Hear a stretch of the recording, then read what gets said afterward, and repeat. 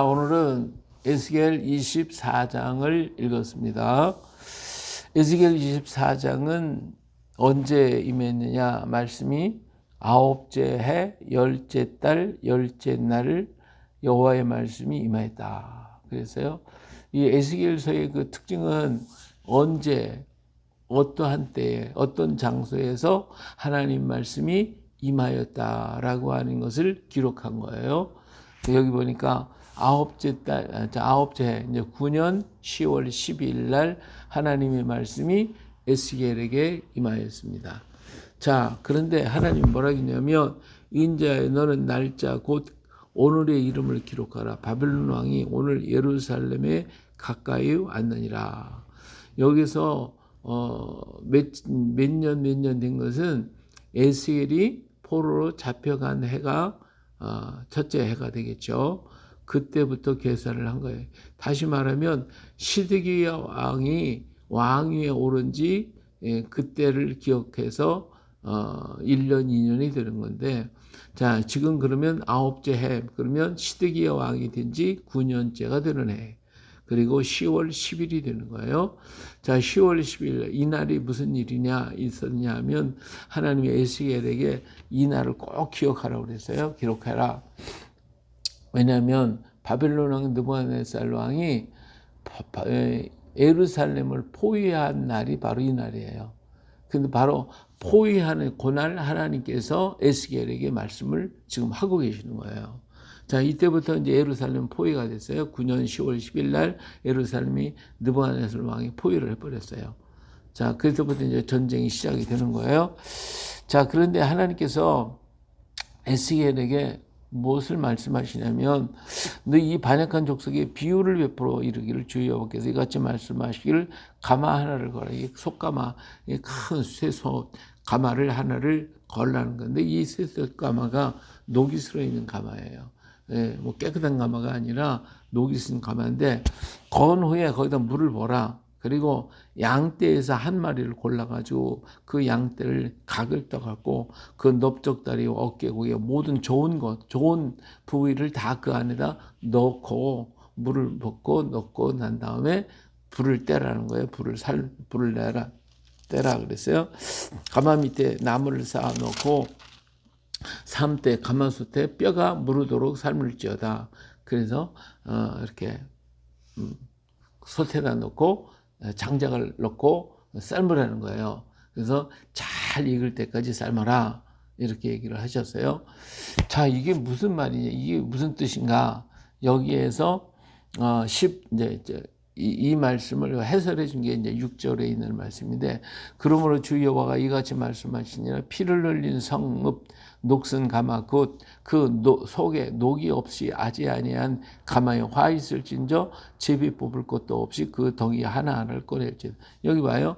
여기에서 이 가마가 나왔죠. 이 가마가 뭐예요? 녹슨 가마다. 녹슨 가마에 고기를 놨다. 근데 이 녹슨 가마가 뭘 얘기하냐면 예루살렘 성을 가리킨 거예요. 예루살렘 성이 이렇게 녹이 났다 이게.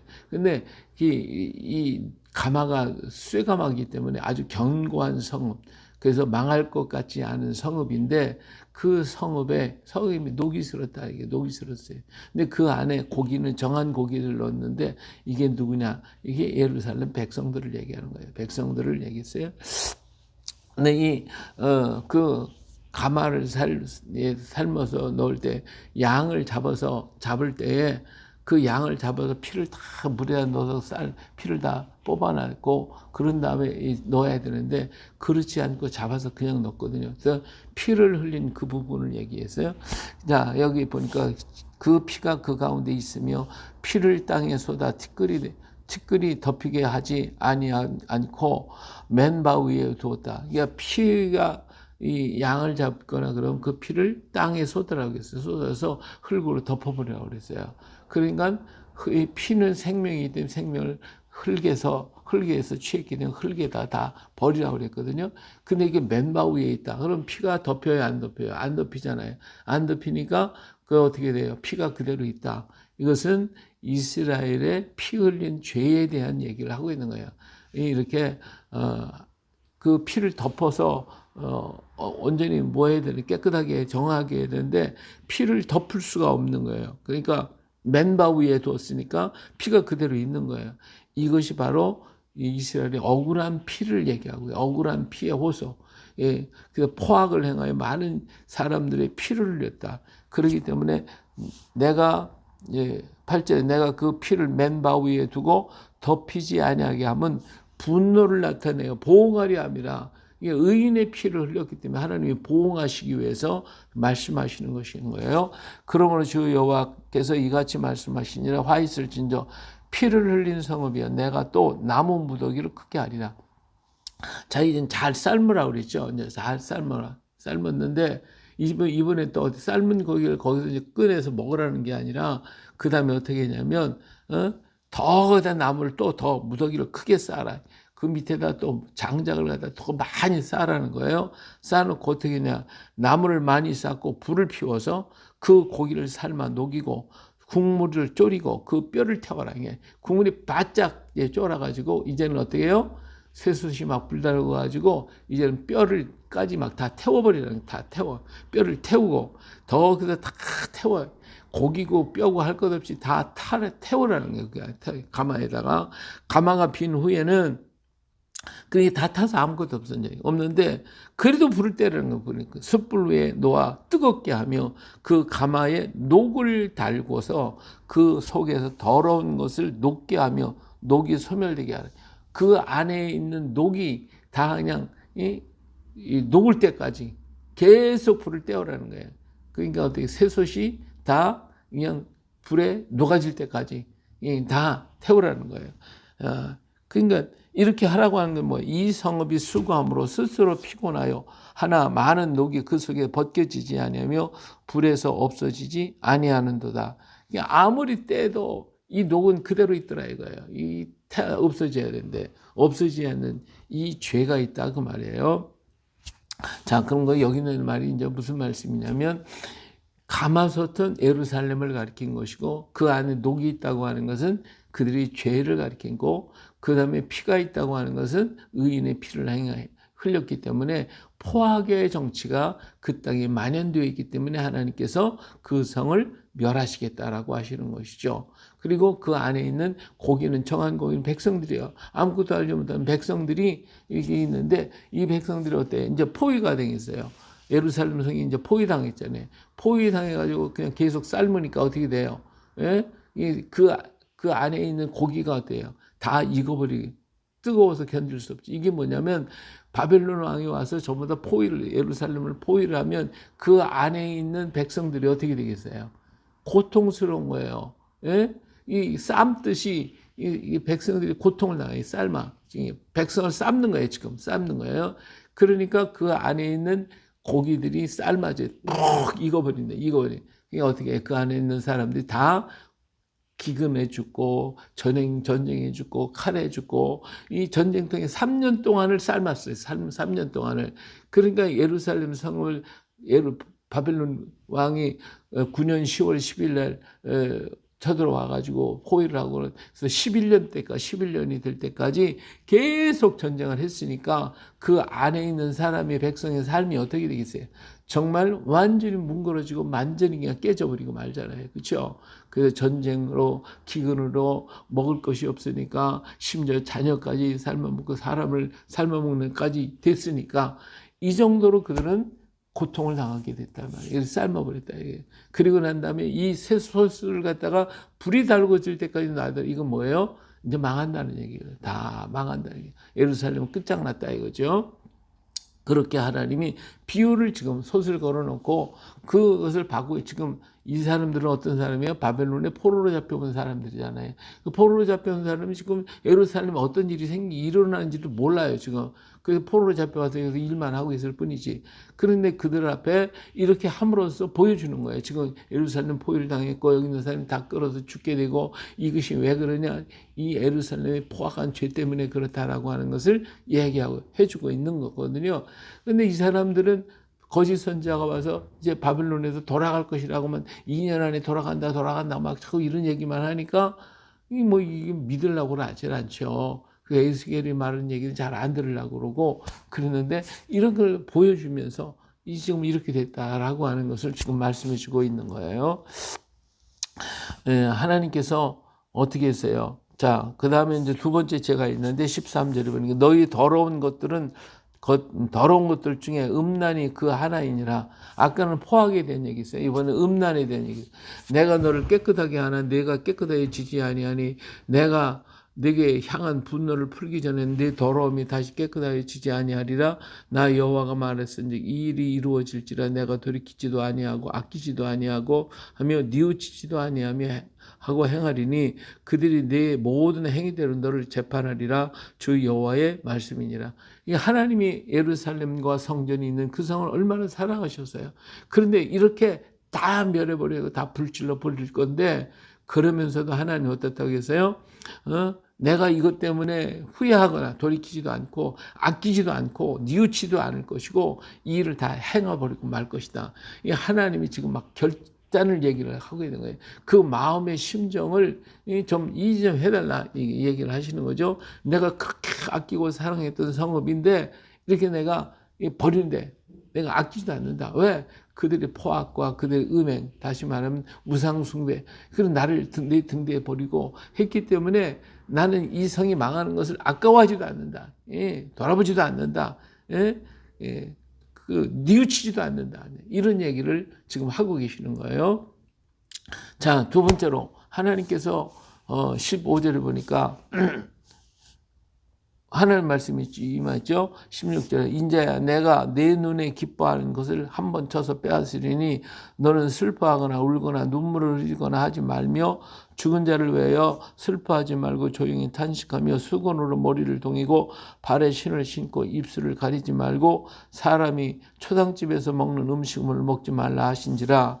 자, 이렇게 하나님이 또 말씀이 임하셨어요.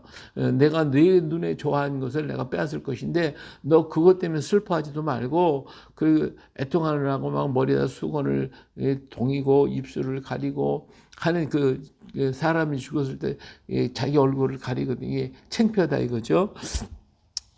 그런 얘기를 지금 하고 있는 거예요. 이런 것들을 하지 말라. 초상을 당했을 때 하는 행위를 절대로 하지 말아라. 그러면서 이 얘기를 갖다 백성들한테 지금 다 얘기를 하고 왔는데 저녁에 와보니까 어떻게 됐어요? 18절에 내가 아침에 백성에 말하였더니 저녁에 와서 돌아와 보니까 아내가 죽었어요. 이 아내가 죽었어요. 그래서 이거 기가 막힌 거잖아요. 자기가 사랑하던 아내가 죽었어요. 이게 무슨 얘기예요? 하나님도 예루살렘 이렇게 네가 아내를 사랑하는 것처럼 나도 사랑했다 이거예요.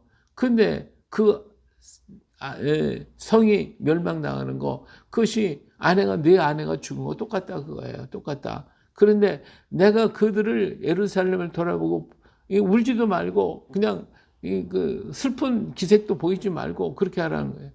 그렇게 너도 지금 하라는 거예요. 그러니까 이거 기가 막히게 이 에스겔의 마음은 지금 불타는 마음이지만 하나님이 하라고 했으니까 울지도 못하는 거예요. 그러면 탄식만 하는 게 탄식만. 이런 모습을 지금 보여줬어요. 그랬더니 이제 백성들이 와서 사람이 죽었으면 막 초상집에 그 분위기가 있어야 돼. 그게 하나도 없는 거야. 이게 백성들이 놀라고 이게 무슨 말이 뭐냐 하고 물어보는 거죠. 19절에 백성이 내게 이르되 내가 행하는 이 일이 우리와 무슨 상관이 있는지 너는 우리에게 말하지 아니하겠느냐 하므로 이게 백성들이 하도 이상해가고 도대체 네가 지금 행하는 건 아까는 뭐 그냥 가마솥 갖다가 막 그냥 불태우고 막 그러더니 저녁에 또 아내가 또 죽었는데 슬퍼하지도 않고 그러고 있으니 도대체 너 이게 이 에스겔이 하는 모습을 보면 이게 정신 나간 사람의 모습이거든요. 이게 뭐 괴상한 사람이 이거 자기네들이 이해가 도저히 안 되는 거죠. 이게 도대체 뭐냐 이게 나하고 우리하고 어떤 관계가 있느냐 하고 와서 막 그냥 물어보는 거죠. 20절 내가 그들에게 대답하기를 여호와의 말씀이 내게 임하여 이르시기되 너는 이스라엘 족속에 이르기를 주 여호와의 말씀이 내 성소는 너에게 세력의 영광이 너희 눈에 기쁨이 너희 마음에 아낌이 되거니와 내가 더럽힐 것이며 너희를 버려둔 자녀를 칼에 엎드러지게 할지라. 너희가 에셀에게 행한 바와 같이 행하여 입술을 가리지 아니하며 사람의 음식을 먹지 아니하며 수건으로 머리를 동인 채 발에 신을 채로 두고 슬퍼하지도 아니하며 울지도 아니하되 죄악 중에 패망하여 피차 바라보고 탄식하리라. 예, 지금 에스겔이가 이걸 보고 탄식만 하고 앉아 있잖아요. 그러니까 이게 무슨 말이냐면 예루살렘이 망한다. 이게 망한다. 근데 망하는 것을 보고 슬퍼하지도 않고 탄식하지도 않고 이제 그것 때문에 괴로워하지도 않고 오히려 그것만 보고 탄식만 하고 있을 것이다라고 하는 거죠. 왜? 그 성읍이 너무 죄가 많아서 망했다고 하는 것을 알기 때문에. 그래서 그렇게 하나님이 하시는 거예요. 이것은 뭐예요? 그 성이 너무 죄가 많으니까 이런 증상을 너희에게 보여주고 있다는 것을 지금 에스겔은 아주 실질적으로 자기의 아내가 죽어가면서도 이러한 일을 전하기 위해서 애를 쓰고 있는 것을 볼 수가 있어요. 이같이 에스겔이 너희에게 표징이 되리니 그가 행한 대로 너희가 다 행할지라. 이 이루어지면 내가 주 여호와인 줄 너희가 알리라 하라 하셨느니라. 그래서 하나님은 에스겔을 사랑하는 에스겔 선지자지만 그의 마음을 아프게 함으로써 내 마음과 네 마음이 똑같다. 그 마음이다. 예루살렘에 망하는 것을 내가 기뻐하겠냐. 내가 사랑하고 아꼈던 건데 그들이 죄 때문에 망하지 않을 수가 없으니 그게 망하게 만들지만 하나님의 마음은 어때요? 터지는 아픔이 탄식만 있다 이거예요. 에스겔이가 바로 울지도 못하고 이거 어떻게 하지도 못하면서 그 속에 탄식만 나오듯이 내 마음이 내 마음이다. 이걸 갖다가 백성에게 전하라고 얘기해 주고 있는 것이죠. 자, 인자야 내가 그 힘과 그 즐거워하는 영광과 그 눈에 기뻐하는 것과 그 마음에 간절하게 생각하는 자녀를 데려가는 날, 바로 그것들을 다 망하게 만드는 그날. 지금 포위만 당했잖아요. 망하게 되는 날. 곧 그날에 도피한 자가 내게 나와서 내 귀에 그 의를 들려주지 아니하겠느냐. 이제 그들이 와서 내게 그 사실을 다 얘기해. 넌 지금 모르잖아. 바벨론 땅에 와 있으니까 예루살렘 어떻게 돼 있는지, 지경이 어떻게 있는지 알지도 못해. 뭐 지금같이 뭐 전화가 있습니까? 뭐 방송이 있습니까? 그쪽에서 무슨 일이 일어나는지 모르죠. 그러니까 너는 지금 몰라. 왜 이렇게 하는지도 몰라. 그렇지만 이제 일이 끝나고 난 다음에 그 사람들이 와서 너에게 얘기해 줄 때야. 그때야 내가 이 증상을 깨닫게 될 것이다. 예. 그날에 내 입이 열려서 도피한 자에게 말하고 다시는 잠잠하지 아니하리라. 이같이 너는 그들에게 표징이 되고 그들은 내가 여호와인 줄 알리라. 그때 너는 더 지금보다도 지금은 내 마음이 아프겠지.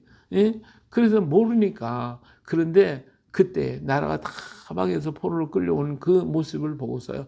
그때는 내가 강력하게 이 얘기를 더 강하게 말할 때가 올 것이다. 이렇게 지금 에스겔에게 말씀해 주고 있고 에스겔의 마음을 하나님이 그래도 붙잡아 주시고 위로하고 계시는 것을 볼 수가 있습니다. 그래요. 오늘도 우리 하나님 우리를 통해서 어떤 일을 하려고 하시는데 그 일을 우리는 몰라요. 몰라서 왜 하나님 이렇게 하십니까? 왜 이렇게 하십니까? 하고 질문을 던질 때가 있지만 그러나 그 일이 이루어지고 난 다음에는 그래서 그렇게 하셨구나 하는 것을 그때서야 깨닫게 되잖아요.